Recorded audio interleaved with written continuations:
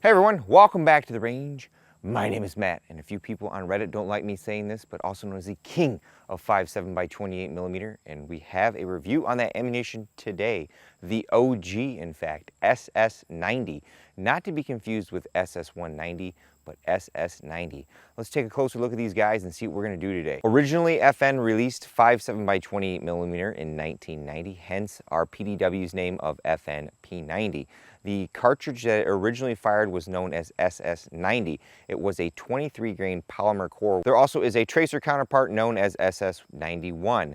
Then FN decided to develop a handgun to fire our 5.7x28mm, which is now known as the FN 5.7. And I'm not sure if they shortened the overall length of our 5.7 to keep the grip as, narrow as possible, or if they decided to change because of better ballistics, but they went to what is now known as SS190 and L191, which is a 31 grain aluminum core round with a steel penetrating tip. It's actually the same tip that our M855 or SS109 has on it. So as luck would have it, I have a small amount of SS90 that I've collected from various different collectors over the last few years, and we're going to fire them in ballistics gel today to see how their performance differs than the SS190, which is quite a bit more common these days and actually, can shoot in our guns.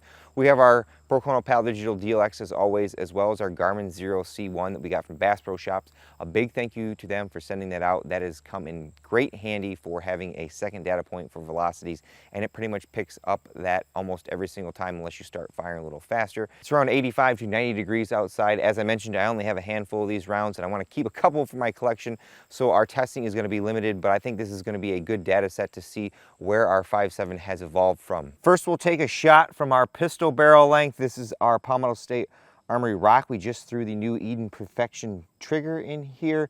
Now, as you can see from this picture, the overall length is over what the max recommended length is, so they won't fit in magazines. We pretty much kind of have to single feed these very carefully. Velocity 2476 off the Garmin.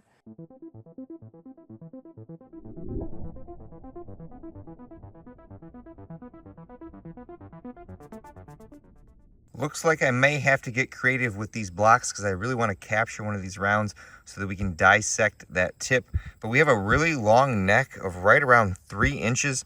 We have our first tumble at the 4-inch mark. You can see how wide that is because of how much longer that bullet is.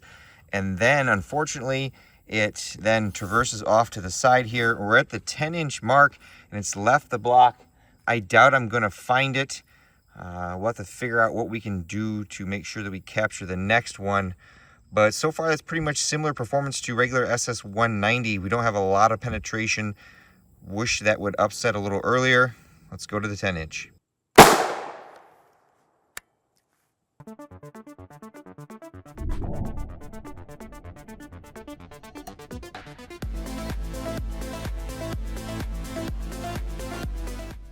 Well, luckily it's 3 strikes, you're out. We're going to put another gel block on shot number 3 to make sure we get this guy.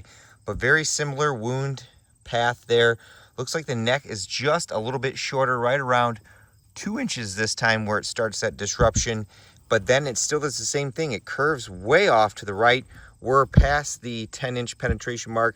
My backup block wasn't tall enough to catch it, so we're going to have to get creative here at this point. I guess we don't care what the wound channel looks like per se during the high speed. We want to catch that bullet there, but we noticed the same kind of trajectory or flight path, I should say, or whatever you want to call it, with SS198 LF.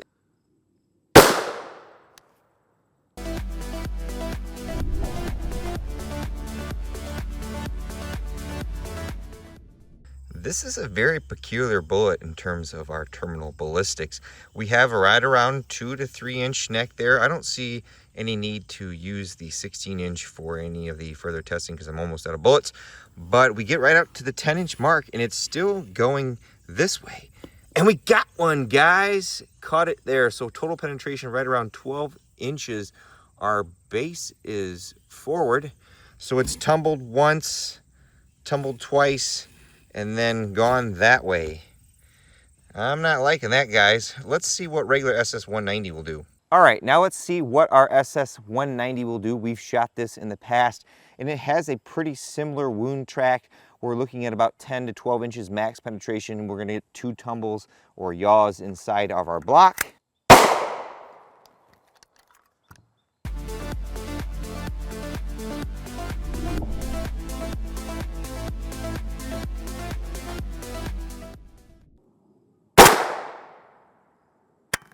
I shot that way too low, 2350.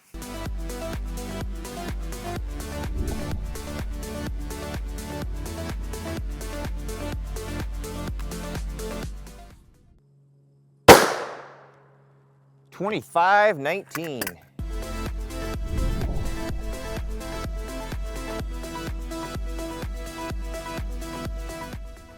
Now, if we were going by the FBI's minimum penetration standards of 12 inches in gel, that's organic gel, we're seeing less than that, right around 11 inches. Up here, base first is the pistol. Nose first right there is the 16-inch, and then down there right at the 10-inch mark is the 10.4-inch.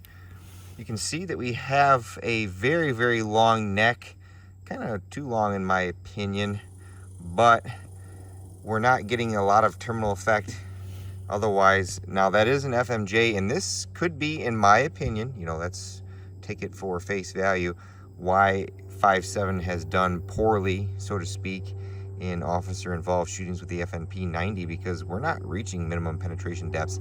Now, there is a paper that I haven't read yet, I don't think it's been published, that you can calculate the wound volume of all this relative to a, you know, jacketed hollow point pistol round, and you could argue, you know, that greater wound volume could be better terminally, but I still like ammunition that's going to meet the minimum penetration depths, and that's why I always recommend our long and light copper solids. Now, they do have a disadvantage of being less accurate out of the pistol at ranges above 10 yards. Hopefully those guys are working on that so we have some better designed rounds. So far, I think our SS190 is performing better than our SS90. Let's see how it does in soft body armor.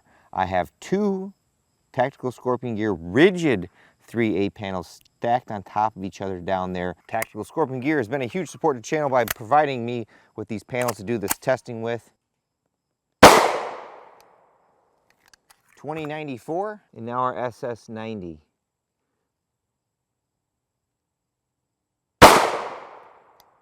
2380. Our SS190 on the left, SS90 on the back. Uh-oh, R.A.N.G.E, we have a penetration from the SS190, but not the SS90. There is our bullet from SS190. Did not penetrate the second panel though, so that's too much material for 190, at least from the pistol.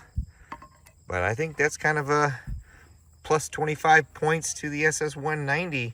It defeated one of these panels, but SS90 didn't. Well, folks, I wish I had some more of that SS90 to continue our testing, but after our brief outing, it would appear that SS190 outperforms it in all aspects, including our terminal ballistics, even against our soft 3A, or in this case, that rigid 3A panel. I'm gonna have to section the bullet that I actually recovered to see if it has any kind of steel core in it. The jacket appears magnetic, but any material online doesn't really say if it has a steel core in it, and I thought that it did, but maybe that lightweight, you know, 23 grain polymer core is the entire core, so we'll have to section that. We'll throw a picture-in-picture here once we get that cut apart. The recovered bullet out of our Tactical Scorpion Gear rigid 3A didn't have any steel penetrator in it unless I dropped it on the ground. With all that being said, it's time for me to get the heck out of here, but at the end of all my videos, I take a moment to thank all those who help make these possible, because there's a lot that goes into them. Number one is my family. They're out here a lot helping me do all kinds of things, from mowing the yard to even pulling the trigger and recording on the camera. Number two are my Patreon, Subscribe Star, and YouTube channel members. I have a campsite in the description below, various different ways to contact me or support me through affiliate links that cost you nothing and they earn me a sales commission. And what I do with that is a lot of times is I buy specialty ammunition from collectors who happen to have it. Those were, I think, $20 to $30 a piece by the time I got my hands on them. Number three is a good friend of mine, Grant, who had those and made me a trade so that we could have that data for you guys to see. And of course, number four is you all for watching. Until next time, I'll catch you at the range.